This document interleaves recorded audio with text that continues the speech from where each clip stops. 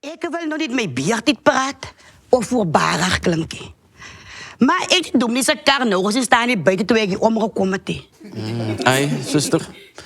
Ik moest die voertuig los bij mijn vrouw. Of, moet ik zeggen, bij mijn ex-vrouw. Wow. Dat was maar voor de beste.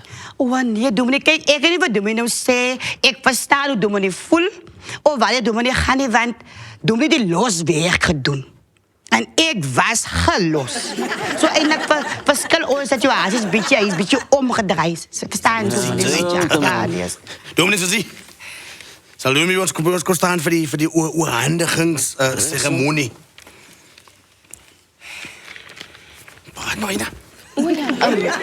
Dominee, hier is een geschenk vanaf ons naar Dominee.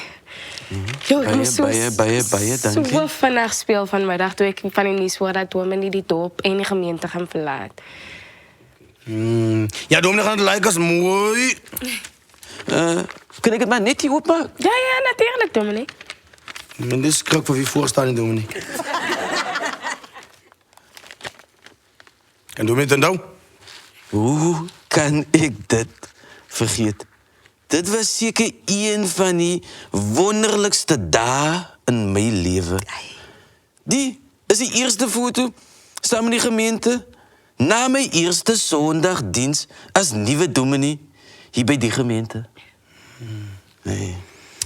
Ja.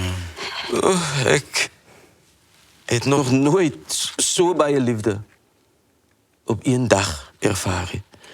Ai, dominee. Dat was een baie bittere mooie dag. Jullie shut up. Jas is daar niet. Achter voor die kerk niet voor kostpotten. Hier staat een wijkag. Dus ik mijn lift tot bij die busstatie. Dan groet ik weer eerst. Tot ons elkaar weer zien. Is goed zo, dominee. Oh ja, dominee. Dan nog Ja, net, zuster? zal net die beste geschenken op dominee voor ons kan los. Als dominee nog zo één keer voor ons kan gooien. Hey, zuster.